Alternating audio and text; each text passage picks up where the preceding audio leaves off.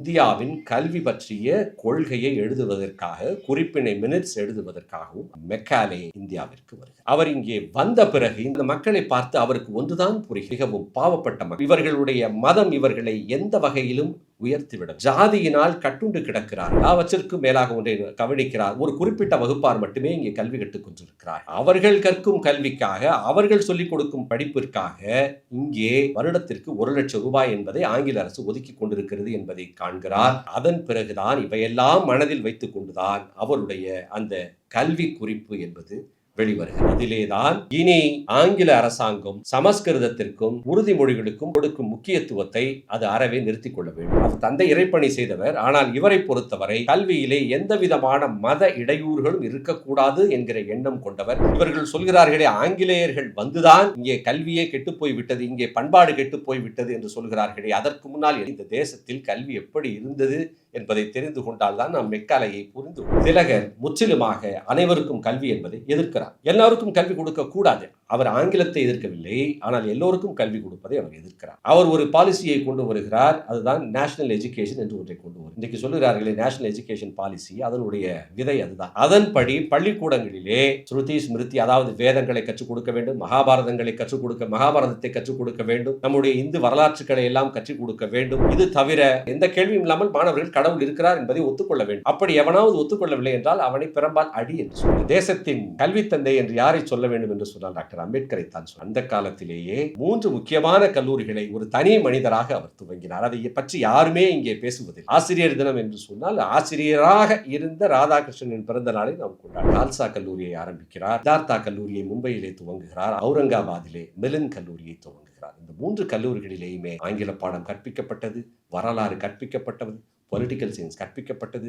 சட்டம் கற்பிக்கப்பட்டது, mass communication கற்பிக்கப்பட்டது. இத்தனையும் காந்திக்கு நேராக எதிராக, மற்ற காரியங்களில் நாம் எவ்வளவோ பேசுகிறோம், ஆனால் கல்வியிலே காந்திக்கு நேர் எதிராக நின்றார் டாக்டர். அத்தனையும் அவர் நடைமுறைப்படுத்தி மெக்கலேயினுடைய கல்வி, மெக்கலே போன பிறகு என்னதான் இவர்கள் அந்த பள்ளிக்கூடங்களை எல்லாம் அவர்கள் மூடிய பிறகு மெக்கலே மூட்டிய நெருப்பு இங்கே கனன்று கொண்டுதான் இருந்தது. அதன் வழியாகத்தான் இங்கே பலரும் ஆங்கில கல்வியை கற்றார்கள், கல்வி பரவலாக்கப்பட்டது.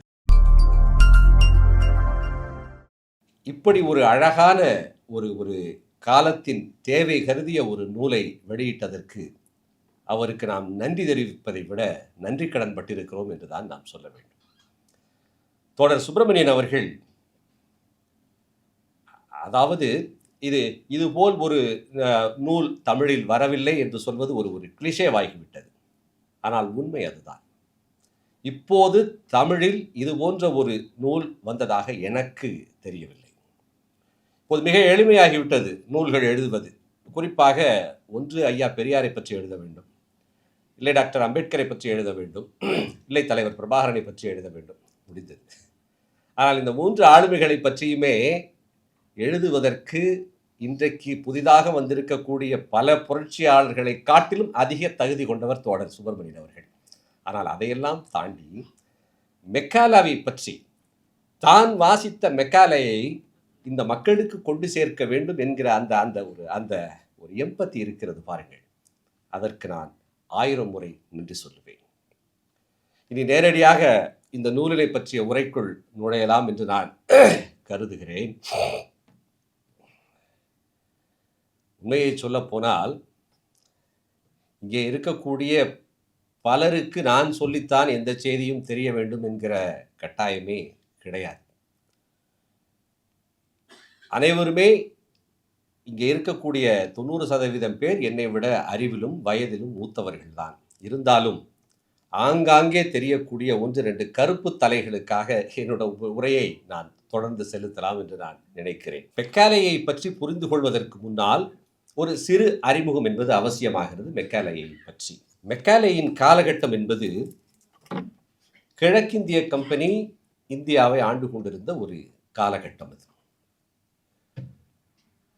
அந்த காலகட்டத்தில் வந்தவர் தான் தாமஸ் பாபிங்டன் மெக்காலே என்று சொல்லக்கூடிய மெக்காலே. அவர் இந்தியாவின் கல்வி திட்டத்தை ஆங்கிலமயப்படுத்துகிறார். ஒரு மாடர்ன் எஜுகேஷன் என்பதை இந்தியாவிற்கு கொடுக்கிறார். அவரை பற்றி சொல்லும்போது திரும்ப திரும்ப இங்கே சொல்லப்படுவது அவருடைய அந்த கல்வி குறிப்புகளிலே இருக்கக்கூடிய சில வரிகளை. மெக்காலே சொல்லுகிறார், நாம் ஒரு வகுப்பாரை உருவாக்க வேண்டும். அவர்கள் இரத்தத்தாலும் நிறத்தாலும் இந்தியர்களாக இருக்க வேண்டும்.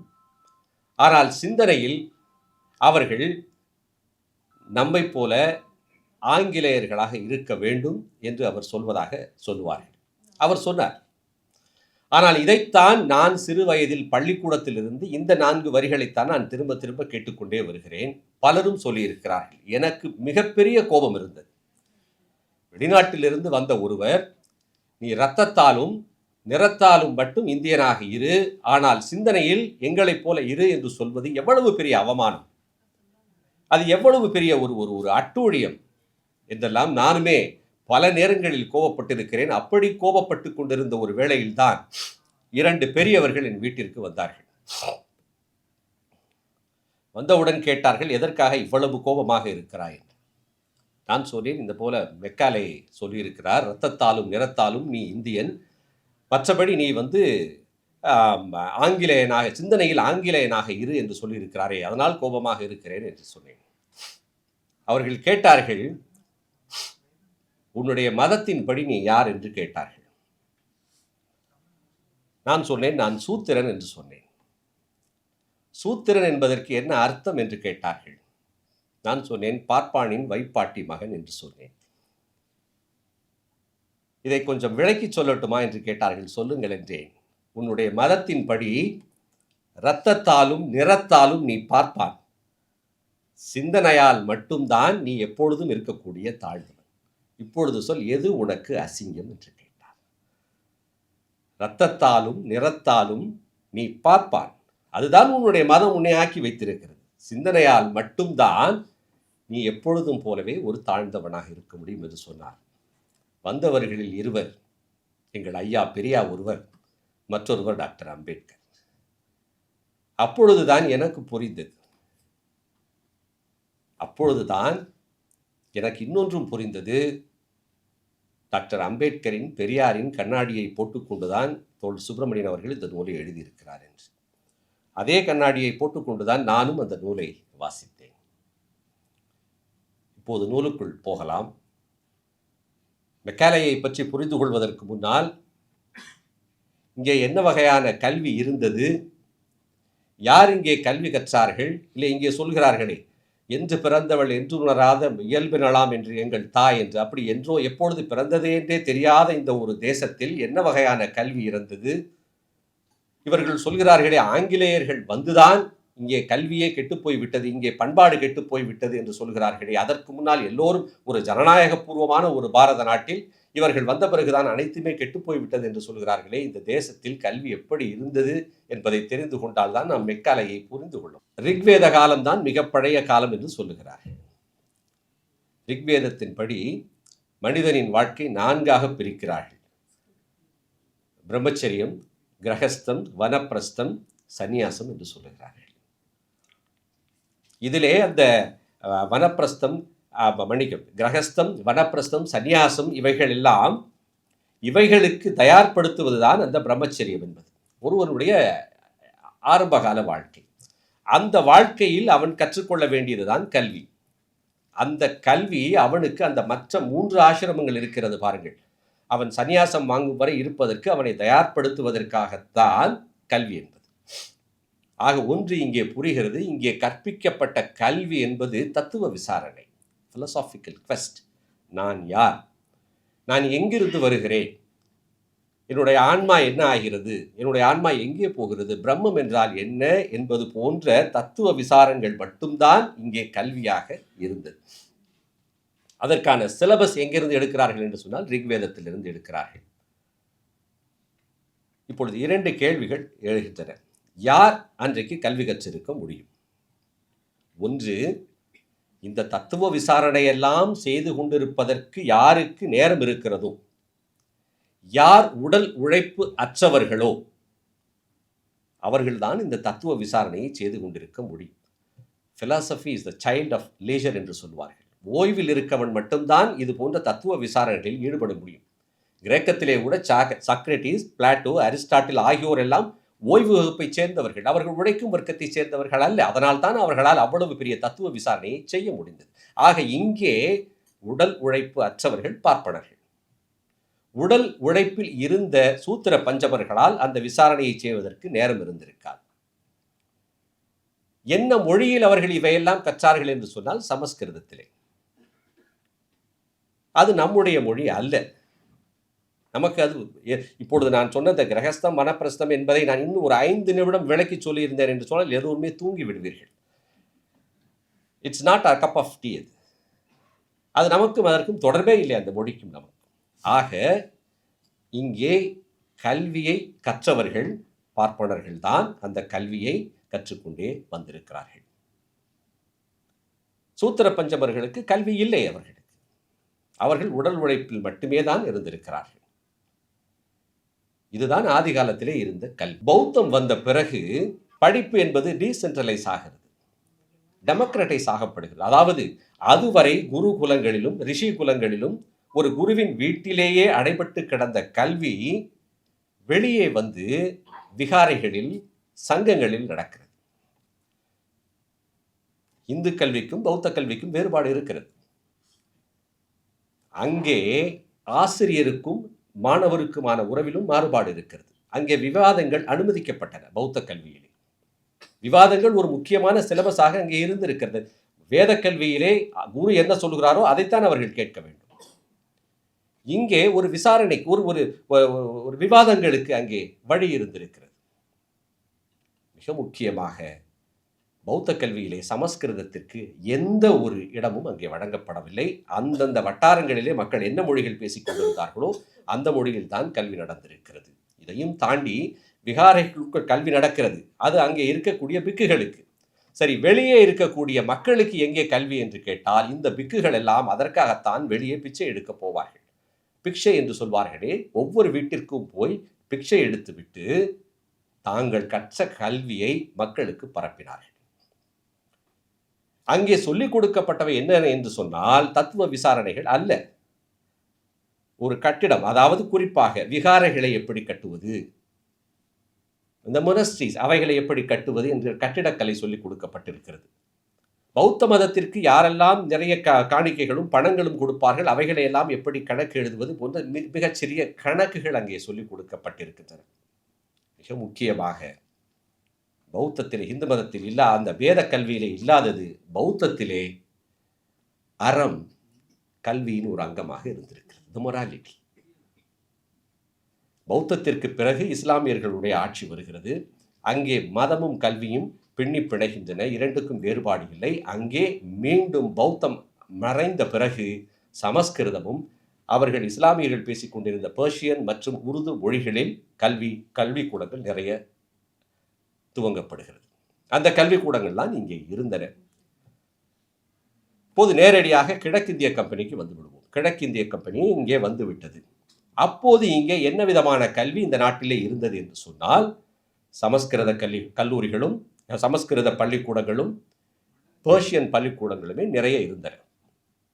அது தவிர அங்கங்கே இந்த ஊர்களிலே வெர்னாக்குலர் லாங்குவேஜ் என்று சொல்லக்கூடிய அந்த வட்டார மொழிக்கான சிறு சிறு திண்ணை பள்ளிக்கூடங்கள் அங்கங்கே இருந்திருக்கின்றன. அதிலே தமிழ் சொல்லிக் கொடுப்பார்கள். தமிழ் என்று இப்போ தமிழ்நாடு என்று சொன்னால் தமிழ் இலக்கியங்கள் ஏதாவது சொல்லிக் கொடுப்பார்கள். ரொம்ப ஒரு பேசிக்கான அரித்மெட்டிக்ஸ், ஒரு கூட்டல் கழித்தல் கணக்குகளை சொல்லிக் கொடுப்பார். இதுதான் இங்கே இருந்த கல்வி முறை. இதுதான் இங்கே இருந்த கல்வி முறை. முதலாக சுப்பிரமணியன் அவர்கள் மிக அழகாக அந்த வரலாறுகளை கொண்டு செல்கிறார். 1750களில் தான் கிறிஸ்தவ மிஷனரிகள் இங்கே வந்து சில பள்ளிக்கூடங்களை துவங்குகிறார். அதாவது இன்ஸ்டிடியூஷன்ஸாக சிறு பள்ளிக்கூடங்களை சென்னை, கடலூர், திருச்சி போன்ற ஊர்களிலே அவர்கள் துவங்குகிறார்கள். அதற்கு அடுத்தபடியாக 1781 இஸ்லாமியர்கள் இணைந்து கல்கத்தா மதரசா என்று சொல்லக்கூடிய இஸ்லாமிய கல்லூரியை துவங்குகிறார்கள். இது 1781. 1792 இந்துக்கள் எல்லாம் ஒன்று சேர்ந்து வாரணாசியிலே இந்து கல்லூரி, இந்து சமஸ்கிருத கல்லூரியை துவங்குகிறார்கள்.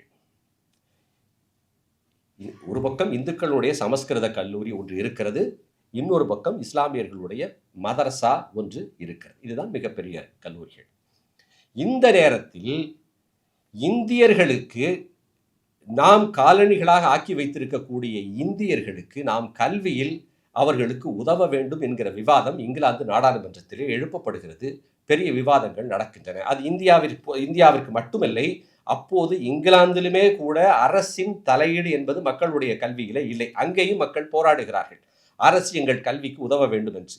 அந்த நேரத்தில் இந்தியாவிலும் அரசாங்கம் என்பது மக்களுடைய கல்விக்கு உதவ வேண்டும் என்கிற விவாதங்கள் அங்கே நடக்கின்றன.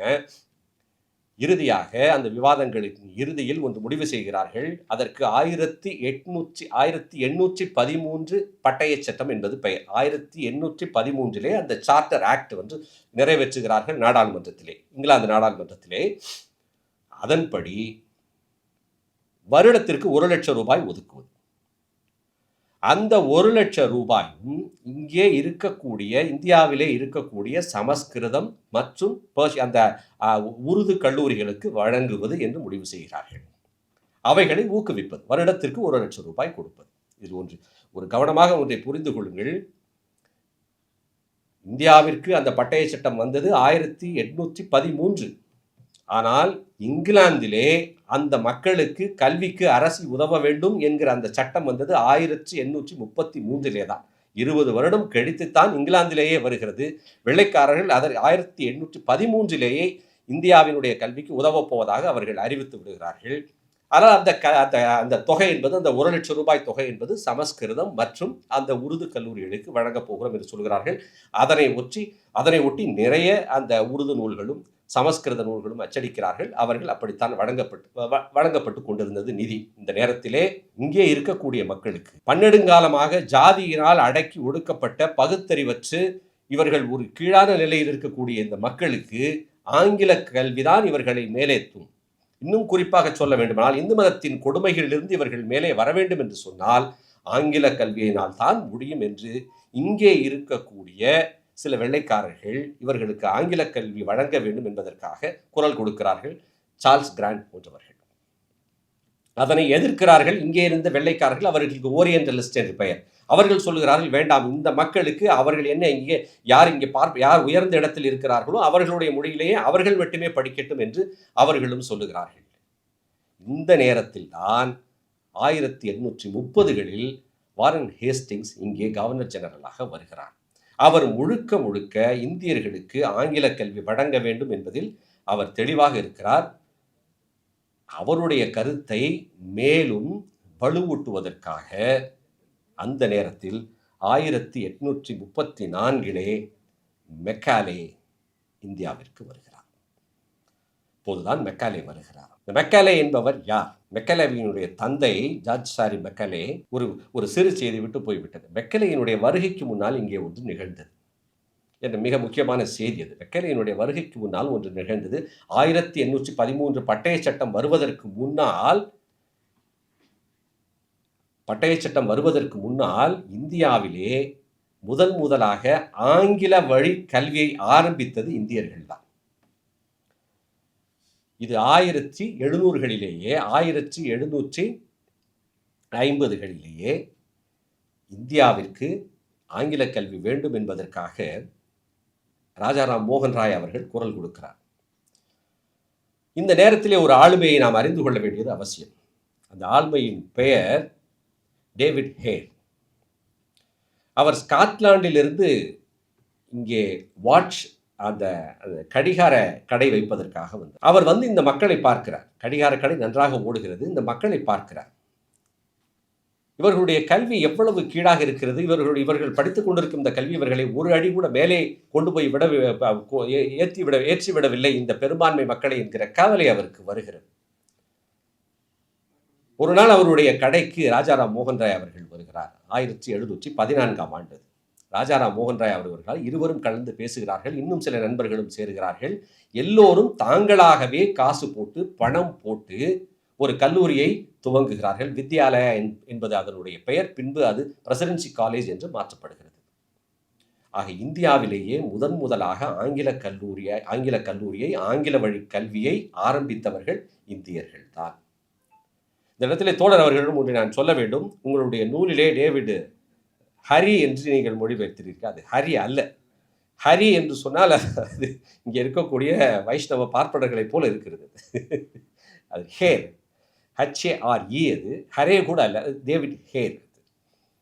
அந்த ஆளுமையை நாம் அறிந்து கொள்ள வேண்டும்.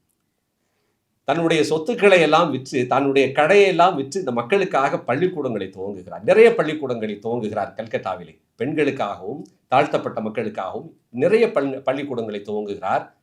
அத்தனை பள்ளிக்கூடங்களுக்கும் அனுதினமும் போய் பார்த்திருக்கிறார். ஒவ்வொரு மாணவனோடும் பேசியிருக்கிறார். மக்கள் அவரை அவ்வளவு நேசித்திருக்கிறார்கள். அந்த மனிதன் 1742 இறந்து போகிறார். அந்த பிணத்தை கூட வாங்குவதற்கு சர்ச் மிஷனரிகள் மறுக்கின்றன. காரணம், அவர் கடவுள் நம்பிக்கை இல்லாதவர். இவர் கடவுள் நம்பிக்கை இல்லாதவர் என்பதற்காக அவருடைய பிணத்தை கூட வாங்குவதற்கு சர்ச் மிஷனரிகள் மறுக்கின்றன. அதனால் அந்த கல்லூரிக்குள்ளேயே அவர் உடல் புதைக்கப்பட்டது. அவர் இறந்து போன போது கிலோமீட்டர் கணக்கிலே மக்கள் நின்று கண்ணீர் அஞ்சலி செலுத்தி இருக்கிறார்கள். அவ்வளவு பெரிய ஆளுமை. அவர்தான் முதலிலே. இன்றைக்கும் அந்த கல்லூரிகள் இருக்கின்றன.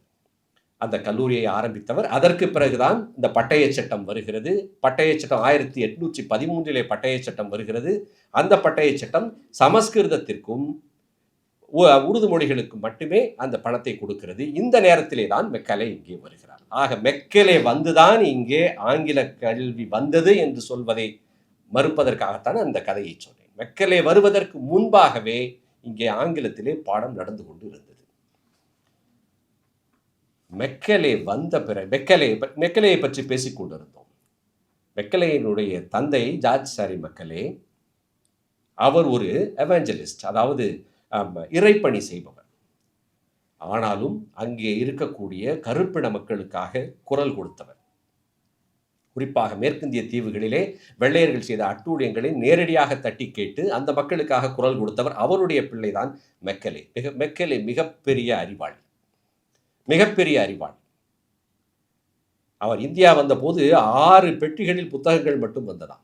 அவ்வளவு பெரிய அறிவாளி. இங்கிலாந்தினுடைய வரலாற்றை எழுதியிருக்கிறார். எல்லாவற்றிற்கும் மேலாக தன் தந்தையைப் போலவே இந்த மக்களுக்கு கல்வி அறிவு கொடுக்கப்பட வேண்டும் என்பதில் மிக தெளிவாக இருந்தவர். கருப்பின மக்களுக்காகவும் அவர் குரல் கொடுத்தவர். குறிப்பாக அவருடைய எண்ணம் கல்வியிலே, அவர் தந்தை இறைப்பணி செய்தவர், ஆனால் இவரை பொறுத்தவரை கல்வியிலே எந்த விதமான மத இடையூறுகளும் இருக்கக்கூடாது என்கிற எண்ணம் கொண்டவர். மிகப்பெரிய பேச்சாளர், மிக திறமையான பேச்சாளர். அவருடைய திறமையினால் அவரை அங்கே மிக இளம் வயதிலே அவரை அங்கே நாடாளுமன்ற உறுப்பினர் ஆக்குகிறார்கள். அதன்படிதான் அவர் இங்கே சுப்ரீம் கவுன்சில் மெம்பராகவும் கிழக்கிந்திய கம்பெனியை நிர்வகிக்கும் ஒரு உறுப்பினராகவும் இந்தியாவிற்கு வருகிறார். அவருடைய வருகை என்பது 2 காரணங்களுக்காக வந்தது. ஒன்று, இந்தியன் பீனல் கோட் என்று சொல்லக்கூடிய அந்த இந்திய தண்டனை சட்டத்தை மாற்றி எழுதுவதற்காக வருகிறார். காரணம், இங்கே இருந்த ஏற்கனவே என்ன சட்டம் இருந்தது என்பதை தோழர் அவர்கள் சொன்னார்கள். இந்தியன் பீனல் கோட் அவர் எழுத வருகிறார். இரண்டாவது, இந்தியாவின் கல்வி பற்றிய கொள்கையை எழுதுவதற்காக, குறிப்பினை மினிட்ஸ் எழுதுவதற்காகவும் அவர் இங்கே வருகிறார். இதுதான் அவர் இங்கே வந்ததற்கான 2 நோக்கங்கள். அவர் இங்கே வந்த பிறகு இந்த மக்களை பார்க்கிறார். அவர் முதலிலே வந்து இறங்கியது சென்னையிலே. பிறகு அவர் நேராக அங்கிருந்து ஊட்டிக்கு போகிறார். அது நிறைய கதைகள் இருக்கின்றன. ஆனால் இந்த மக்களை பார்த்து அவருக்கு ஒன்றுதான் புரிகிறது. மிகவும் பாவப்பட்ட மக்கள். இவர்களுடைய மதம் இவர்களை எந்த வகையிலும் உயர்த்திவிடவில்லை. ஜாதியினால் கட்டுண்டு கிடக்கிறார்கள். எல்லாவற்றிற்கும் மேலாக ஒன்றை கவனிக்கிறார். ஒரு குறிப்பிட்ட வகுப்பார் மட்டுமே இங்கே கல்வி கற்றுக் கொண்டிருக்கிறார்கள். அவர்கள் கற்கும் கல்விக்காக, அவர்கள் சொல்லிக் கொடுக்கும் படிப்பிற்காக இங்கே பணம் வருடத்திற்கு 1 லட்சம் ரூபாய் என்பதை ஆங்கில அரசு ஒதுக்கி கொண்டிருக்கிறது என்பதை காண்கிறார்.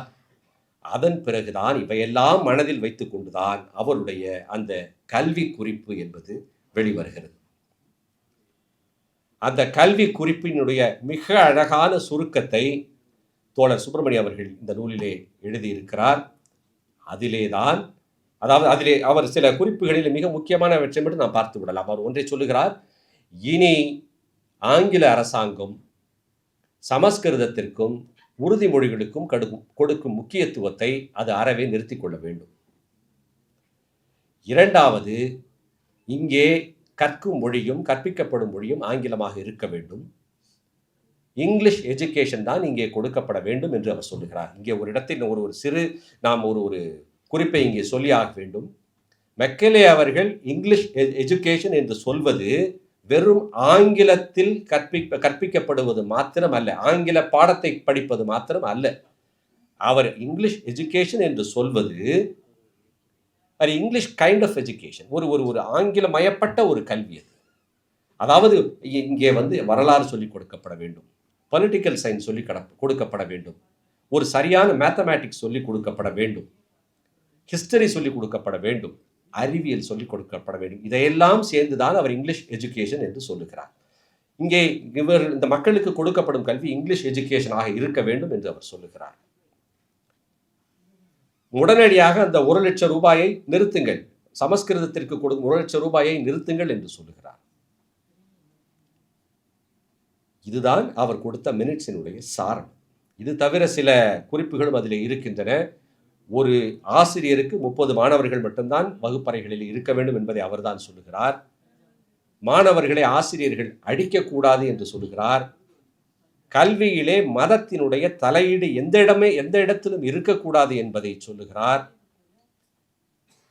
இதையெல்லாம் அவர்களுடைய சுருக்கங்கள். இதையெல்லாம் சொல்லிவிட்டுத்தான் நாம் பெரிதும் விவாதிக்கும் அந்த 4-5 வரிகள் அழகாக அவர் சொல்லுகிறார். ஆனால் நாம் அந்த 2 வரிகளை மட்டும்தான் சொல்லுகிறோம். அவர் சொன்னது இதுதான்: நமக்கு இருக்கும் வசதிகளை கொண்டு நம்மால் இங்கே இருக்கும் அத்தனை பெரும்பான்மை மக்களுக்கும் நம்மால் இந்த நாம் சொல்லுகின்ற ஆங்கில கல்வியை வழங்கிவிட முடியாது. அதனால் ஒரு சிறு வகுப்பாரை மட்டும் தேர்ந்தெடுப்போம், அவர்களுக்கு நம்முடைய ஆங்கில கல்வியை வழங்குவோம். அவர்கள் நமக்கும் மற்ற பெரும்பான்மையாக இருக்கும் மக்களுக்கும் இடையே பாலமாக இருப்பார்கள். அந்த கற்றவர்கள் அதன் வழியே பெரும்பான்மை மக்கள், இது மிகவும் முக்கியம், பெரும்பான்மை மக்கள் பேசக்கூடிய அந்தந்த மொழிகளை வளப்படுத்துவார்கள், அறிவியல் படுத்துவார்கள். வளப்படுத்திய அறிவியல் படுத்திய அந்த மொழியை பெரும்பான்மை மக்களிடம் கொண்டு போய் சேர்ப்பார்கள். இந்த குரலிலே என்ன ஒரு அழகு இருக்கிறது. இதுதான் மெக்கலே அவர்கள் சொல்லுகிறார். அதை சொல்லிவிட்டுத்தான் சொல்லுகிறார், அந்த வகுப்பார், நாம் தேர்ந்தெடுக்கும் அந்த வகுப்பார் இரத்தத்தாலும் நிறத்தாலும் அவர்கள் இந்தியர்களாக இருப்பார்கள், ஆனால் சிந்தனையில், செயலில், அந்த மாரல் வேல்யூஸ் இவைகளில் ஆங்கிலேயர்களாக இருப்பார்கள் என்று அவர் சொல்லுகிறார். தன்னுடைய மேற்கத்திய நாடுகள் வைத்திருக்கும் அறிவியலின் அத்தனை செய்திகளையும் இந்த மக்களுக்கு போய் சேர்க்க வேண்டும் என்பதற்காக சொல்லப்பட்ட ஒரு செய்தி. அதை ஒரு அடக்குமுறையாளனின் குரலை போல இது நாள் வரை நாம் கேட்டுக்கொண்டே இருந்தோம். இதுதான் மெக்கலே கொண்டு வந்த. அதன் பிறகு இந்தியா முழுக்க இன்னும் சொல்ல அதை ஏற்று, அந்த மினிட்ஸை ஏற்று வாரன் ஹேஸ்டிங்ஸ் அவர்கள் தீர்மானம் நிறைவேற்றுகிறார். இனி ஆங்கிலத்தில் தான் கல்வி என்பதை கவனிக்கவும் அது தீர்மானம், சட்டம் கூட கிடையாது. அந்த தீர்மானத்தை ஒற்றி மெக்கலேவை நிறைய ஆங்கில பள்ளிகளை ஆரம்பிக்கிறார். இந்த நேரத்திலே வாரன் ஹேஸ்டிங்ஸ், அந்த கவர்னர் ஜெனரல், அவரை ஆதரித்து கொண்டு வந்த கவர்னர் ஜெனரல் திரும்பவும் இங்கிலாந்துக்கு போய்விடுகிறார். இந்த இடத்திலே ஆக்லாந்து என்று சொல்லுகிற புது கவர்னர் ஜெனரல் வருகிறார். அவர் ஆங்கில கல்விக்கு முற்றிலும் எதிராக இருக்கிறார். இந்திய மக்களுக்கு கல்வி கொடுப்பதையும் முற்றிலுமாக அவர் எதிர்க்கிறார். அதையும் மீறி மெக்கலே அவர்கள் நிறைய பள்ளிகளை தொடங்கினார்.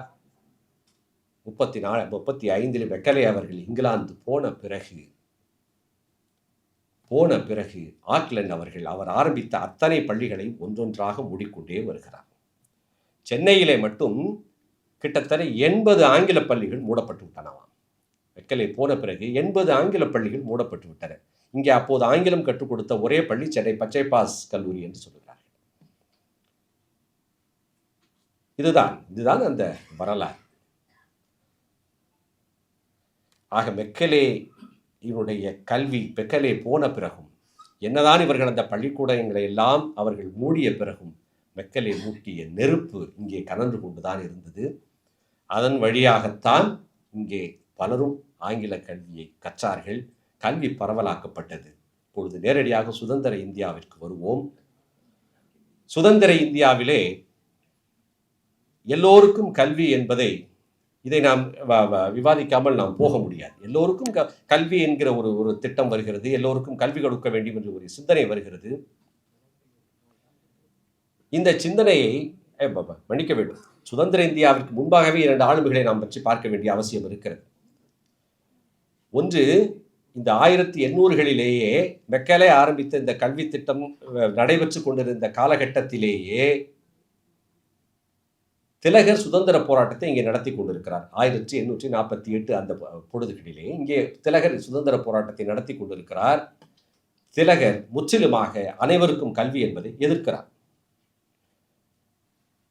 எல்லாருக்கும் கல்வி கொடுக்க கூடாது. அவர் ஆங்கிலத்தை எதிர்க்கவில்லை, ஆனால் எல்லோருக்கும் கல்வி கொடுப்பதை அவர் எதிர்க்கிறார். அவர் ஒரு பாலிசியை கொண்டு வருகிறார். அதுதான் நேஷனல் எஜுகேஷன் என்று ஒன்றை கொண்டு வருகிறார். இன்றைக்கு சொல்லுகிறார்களே நேஷனல் எஜுகேஷன் பாலிசி, அதனுடைய விதை அதுதான்.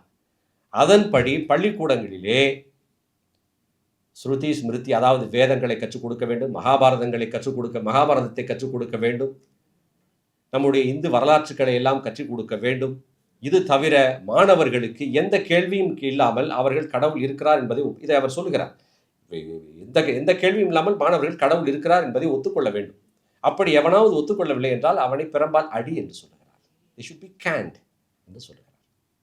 அவருக்கு எதிராக நின்று கல்வியை ஆரம்பித்தவர், அவருக்கு எதிராக நின்று இங்கே தாழ்த்தப்பட்டவர்களுக்கும் பெண்களுக்கும் 1848 கல்வியை ஆரம்பித்தவர் ஜோதிராவ் பூலே அவர்கள். பூலேவை நாம் மறக்கக்கூடாது. அடுத்ததாக திலகர் காலம் முடிந்து காந்தியின் காலம் வருகிறது. காந்தி இன்னும் ஒருபடி மேலே போகிறார். அவரும் எல்லோருக்கும் கல்வி என்பதையும் அவர் ஒத்துக்கொள்ளவில்லை. அவர் ஒரு புதிய கல்வி திட்டத்தை கொண்டு வருகிறார். அதற்கு பெயர் பேசிக் எஜுகேஷன் என்று பெயர், அதாவது அடிப்படை கல்வி. அதாவது கல்வியிலே பள்ளிக்கூடங்களே ஒரு 6 மணி நேரம் தான். அந்த 4 மணி நேரம் மாணவர்கள் அவர்களுடைய தொழிலை செய்ய வேண்டும். இன்றைக்கு கொண்டு வந்திருக்காங்க விஸ்வகர்மா என்று, ஆல்மோஸ்ட் அதுதான். அவரவர்களுடைய தொழில்களை செய்ய வேண்டும். செருப்பு தைப்பவர் செருப்பு தைக்க வேண்டியதுதான், கூடை பின்னுகிறவர் கூடை பின்ன வேண்டியதுதான். இதுபோல் தொழில்களை செய்ய வேண்டும். இது தவிர மற்ற அந்த ஒரு 2 மணி நேரத்திலே மற்ற பாடங்களை, அதுவும் ஓவியம், இது போன்றவைகளெல்லாம் கடந்து மிகச்சிறிய அளவில் ஒரு அறிவியலை ஆங்கிலத்தை கற்றுக்கொள்ள வேண்டும்.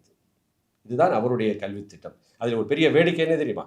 அவர் அந்த தொழிற்கல்வியிலே நூல் நூற்பதற்காக மாணவர்களை சொல்லுகிறார். எல்லோருமே நூல் நூற்கிறார்கள். ஆனால் பார்ப்பனர்களுக்கு நூல் நூற்று பழக்கம் இல்லை. அது ஒரு நூலை நூற்று அதில் ஏதாவது வேட்டியோ துண்டோ செய்து பழக்கம் இல்லை. அதனால் அவர்களுக்கு மட்டும் அதிலே ஒரு சின்ன ஒரு சலுகை வழங்கப்பட்டது. அவர்கள் அந்த நூலை நூற்று பூணூல் செய்து கொண்டார்கள். இது காந்தியினுடைய அடிப்படை கேள்வி. காந்திக்கு நேர் எதிராக நின்றார் டாக்டர் அம்பேத்கர் அவர்கள். இந்த தேசத்தின் நீங்கள் கல்வி தந்தை என்று யாரை சொல்ல வேண்டும் என்று சொன்னால் டாக்டர் அம்பேத்கரை தான் சொல்ல வேண்டும்.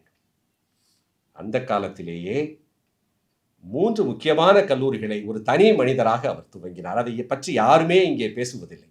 ஆசிரியர் தினம் என்று சொன்னால் ஆசிரியராக இருந்த ராதாகிருஷ்ணனின் பிறந்த நாளை நாம் கொண்டாடுகிறோம். 1937 கால்சா கல்லூரியை ஆரம்பிக்கிறார். 1946 சித்தார்த்தா கல்லூரியை மும்பையிலே துவங்குகிறார். 1951 அவுரங்காபாதிலே மெலின் கல்லூரியை துவங்குகிறார். இந்த 3 கல்லூரிகளிலேயுமே ஆங்கில பாடம் கற்பிக்கப்பட்டது, வரலாறு கற்பிக்கப்பட்டது, பொலிட்டிக்கல் சயின்ஸ் கற்பிக்கப்பட்டது, சட்டம் கற்பிக்கப்பட்டது, மாஸ் கம்யூனிகேஷன் கற்பிக்கப்பட்டது, இத்தனையும் கற்பிக்கப்பட்டது. காந்திக்கு நேராக எதிராக மற்ற காரியங்களில் நாம் எவ்வளவோ பேசுகிறோம், ஆனால் கல்வியிலே காந்திக்கு நேர் எதிராக நின்றார் டாக்டர் அம்பேத்கர். அத்தனையும் அவர் நடைமுறைப்படுத்தினார். இதுதான் ஒரு மிகச்சிறிய கல்வியின் வரலாறு. ஆக இந்தியா சுதந்திரம் அடைந்து விட்டது. இப்போது தொழில்கள் எல்லாம் தொழில் வாய்ப்புகள் பெருகின்றன. இந்தியாவில் மருத்துவம் வருகிறது, பொறியியல் வருகிறது,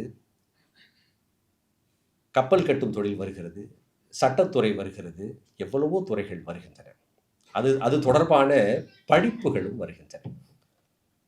மக்கள் கற்க ஆரம்பிக்கிறார்கள். இந்த இடத்திலே ஒரு கேள்வி எழுகிறது. 100 காலங்களாக இங்கே அந்த தொழில்களை எல்லாம் செய்தவர்கள் சூத்திர பஞ்சமர்கள்.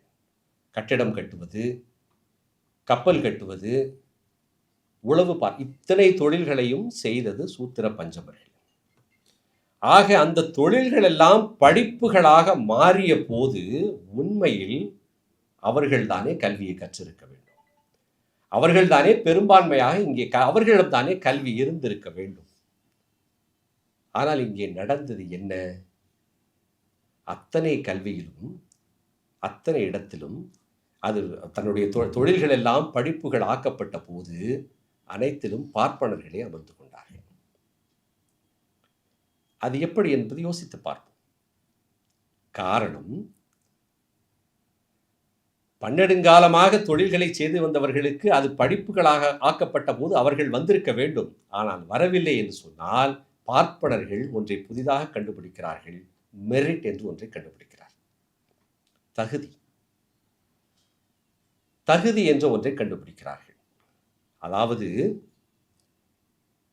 இதுவரை 100 வருடமும் 3000 4000 வருடங்களாக கல்வி கற்று வந்தவர்கள், மனப்பாடம் செய்ய தெரிந்தவர்கள், அவர்களோடு வெறும் 100 வருடங்களுக்கு உள்ளாக கல்வி கற்றவர்களை மோதவிடுவது. அந்த தகுதியை தங்களை கொண்டே தாங்களே நிர்ணயித்தார்கள். அந்த தகுதியை, அதுதான் அந்த தகுதி என்று. உலகம் முழுக்கவே மெரிட்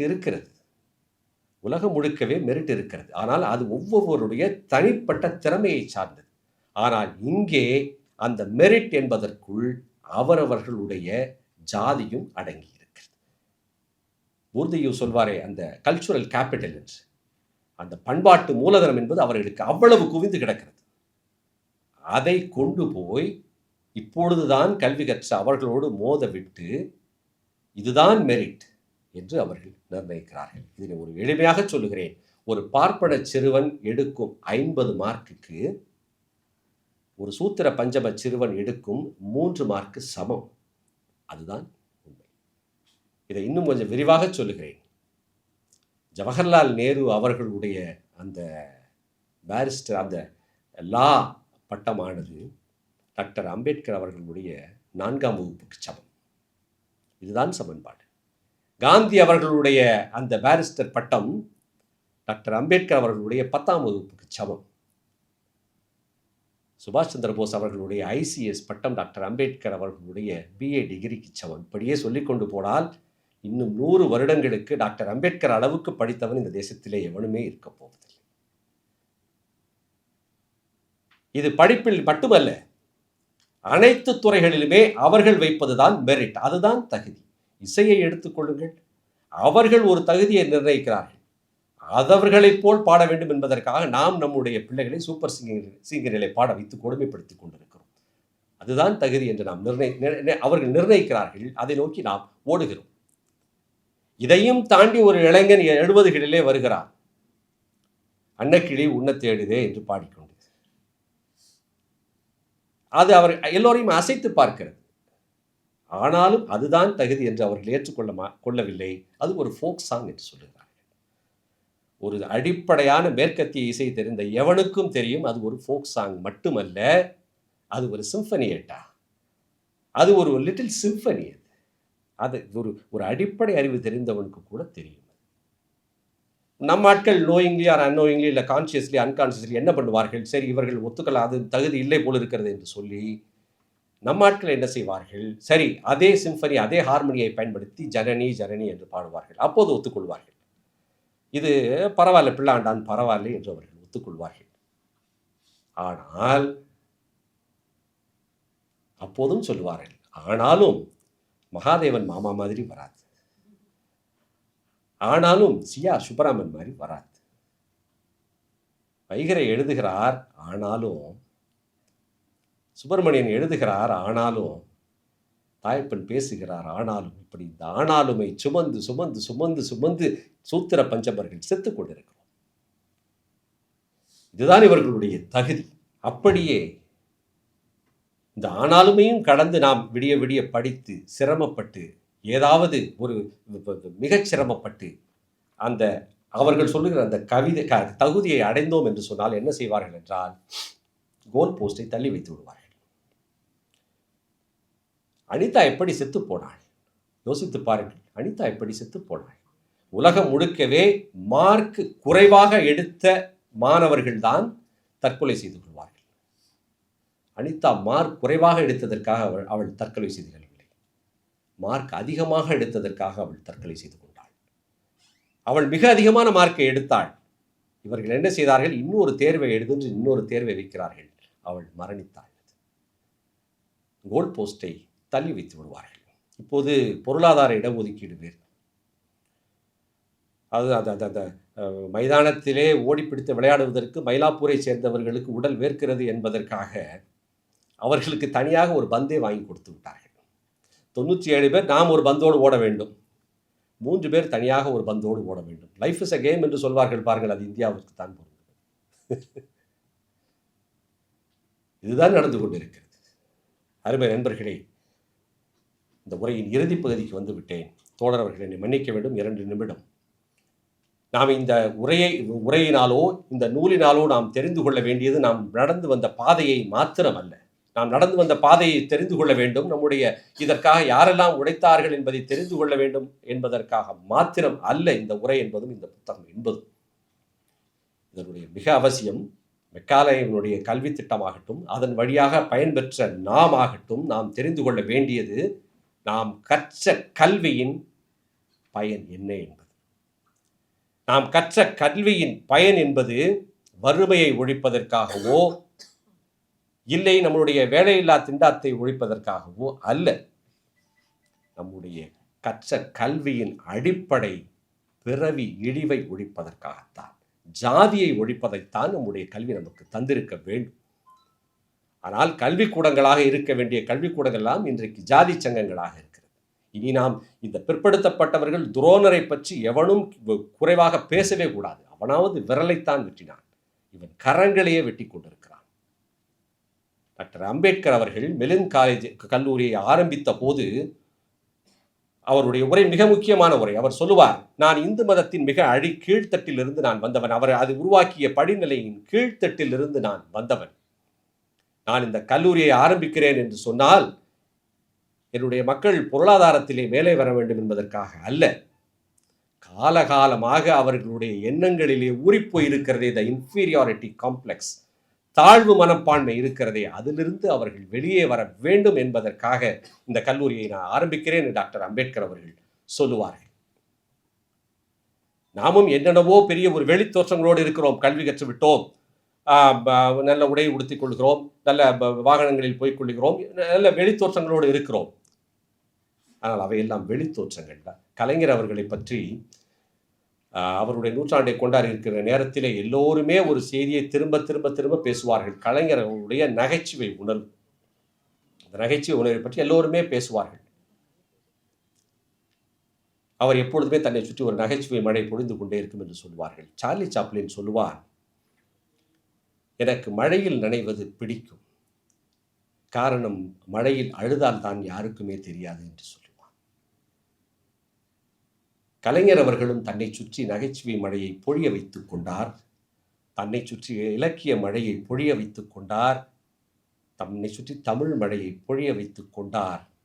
அந்த மழைக்கு உள்ளே பார்ப்பனியம் வஞ்சிப்பதற்காக காத்து கிடந்த ஒரு பிற்படுத்தப்பட்ட, மிகவும் பிற்படுத்தப்பட்ட, பிறவி இழிவை சுமந்து கொண்டிருந்த கருணாநிதி என்கிற மனிதன் உள்ளே அழுது கொண்டிருந்தான் என்பது எல்லாருக்கும் தெரியாது.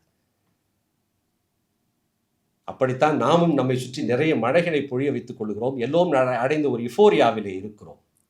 அது அல்ல, இன்றைக்கும் நம்மிடம் பிறவி இழிவு என்பது இருந்து கொண்டுதான் இருக்கிறது. இந்த சமூகத்திலே ஒரு சுதந்திரம், சமத்துவம், சகோதரத்துவமான இந்த ஒரு சமூகம் அமைய வேண்டும் என்று சொன்னால் நம்முடைய கல்வி, டாக்டர் அம்பேத்கர் அவர்கள் சொல்லுகிற அந்த சோஷியல் சிமெண்ட், சமூகத்தை ஒட்டக்கூடிய அந்த சோஷியல் சிமெண்ட்டை வழங்கக்கூடியதாக இருக்க வேண்டும். அந்த கல்வியின் வழியாக நாம் அதை பெற்றவர்களாக நாம் இருக்க வேண்டும். அது நம்முடைய பிறவி இழிவை நம்முடைய கல்வி ஒழிக்க வேண்டும், ஜாதியை ஒழிக்க வேண்டும். அதுதான் மெக்கலேவுக்கும் ஃபூலேவுக்கும் டாக்டர் அம்பேத்கருக்கும் ஐயா பெரியாருக்கும் நாம் செய்யும் மிகப்பெரிய கடமை என்று கருதுகிறேன். அரசிற்கும் 2 வரிகளை நான் சொல்ல வேண்டும். அரசும் ஆங்கில கல்வியை அவர்கள் வளர்க்க வேண்டும். இங்கே ஆங்கிலம் மட்டும்தான், அதுவும் குறிப்பாக அரசு பள்ளிகளிலே ஆங்கிலத்தை மட்டுமே கற்றுக் கொடுங்கள், ஆங்கிலத்தை மட்டுமே கற்றுக் கொடுங்கள். தோழர் வைகரை அப்படி தலையை குனிகிறார். அவர் கேட்கிறார், ஏன் உங்களுக்கு ஆங்கிலம் சோறு போடாதா என்று. ஆங்கிலம் எங்களுக்கு தமிழ் சோறு போடாதா என்று கேட்கிறார். தமிழ் சோறு போடும், ஆனால் ஆங்கிலம் எங்களுக்கு பிரியாணியே போடும் தோழர், அதுவும் பீஃப் பிரியாணியே போடும். இனி இந்த சமூகமும் சரி, இந்த அரசும் சரி, ஒரே ஒரு முடிவை மாத்திரம் எடுத்தால் நன்றாக இருக்கும் என்று நான் நம்புகிறேன். இப்பொழுது பள்ளியிலே சேரும் குழந்தை இன்னும் 20 வருடம், இதுதான் நம்முடைய நோக்கமாக இருக்க வேண்டும். இன்னும் 20 வருடம் கழித்து, மிக எளிமையான நோக்கம் அது, இப்பொழுது பள்ளியில் சேரும் குழந்தை இன்னும் 20 வருடம் கழித்து டாக்டர் அம்பேத்கர் அவர்களைப் போல உடை அணிய வேண்டும் என்கிற நோக்கத்தை வைத்துக் கொள்வோம். அந்த உடையில் என்ன இருக்கிறது என்று நீங்கள் கேட்கலாம். அந்த உடையில் தான் அத்தனையுமே இருக்கிறது. நன்றி.